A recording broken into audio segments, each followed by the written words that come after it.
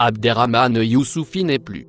À l'âge de 96 ans, il s'est éteint ce vendredi 29 mai à Casablanca. Le Maroc perd ainsi l'une des figures emblématiques à la fois du socialisme et du nationalisme. Comme dirait Aznavour, je vous parle d'un temps que les moins de 20 ans ne peuvent pas connaître. Même les quadras n'en retiennent que de vagues souvenirs, ceux de l'homme qui sauva le Maroc d'un arrêt cardiaque à la tête du gouvernement d'alternance en 1998.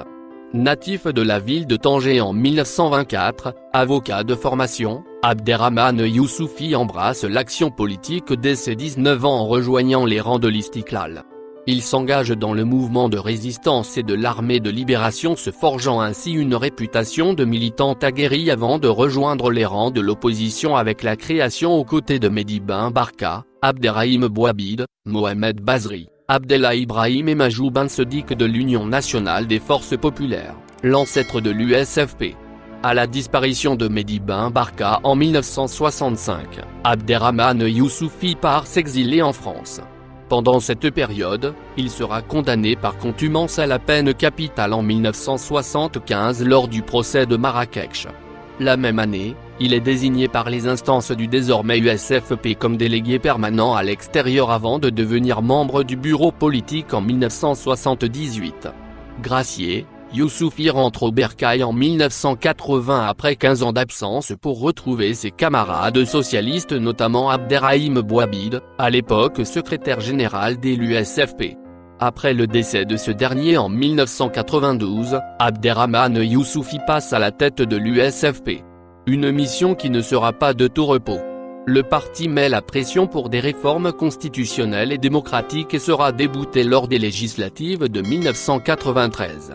Pour protester contre les résultats électoraux qu'il juge biaisés et ayant privé la Koutla d'une victoire méritée, Abderrahmane Youssoufy plie bagages et s'envole vers l'Hexagone.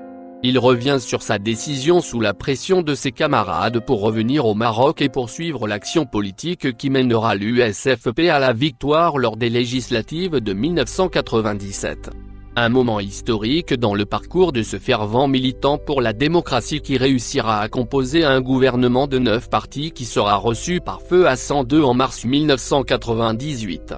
À 74 ans, nommé Premier ministre de l'alternance, tous les projecteurs étaient braqués sur Abderrahmane Youssoufy, lui qui a tant milité pour les droits de l'homme et la démocratie. Lors de son mandat qui s'étale de 1998 au 2 octobre 2002, Abderrahmane Youssoufy subira plusieurs assauts même de ses camarades socialistes les plus proches, particulièrement à propos du statut de la famille. Homme d'État par excellence, il doit gérer sa relation avec le palais, avec les partis de la Koutla et surtout faire face à la montée d'islamisme dans le pays. Il est vraiment très difficile de reproduire fidèlement un tel parcours tellement les événements étaient riches et n'ont pas livré tous leurs secrets.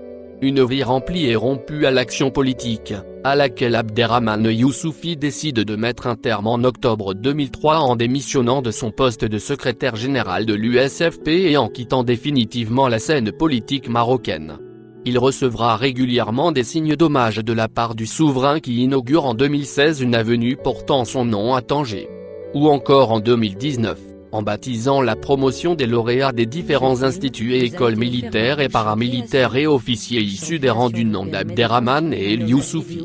On l'apercevra de temps à autre à des événements, mais Abderrahmane Youssoufy s'accroche à mener la vie la plus discrète et la plus simple auprès de son épouse Hélène. D'ailleurs, les Casablancais pouvaient les croiser souvent dans un face supérieur au bord de leur voiture d'époque. Simple et courtois, il menait enfin une vie presque ordinaire. Ce vendredi matin, l'homme d'État s'en est allé sur la pointe des pieds.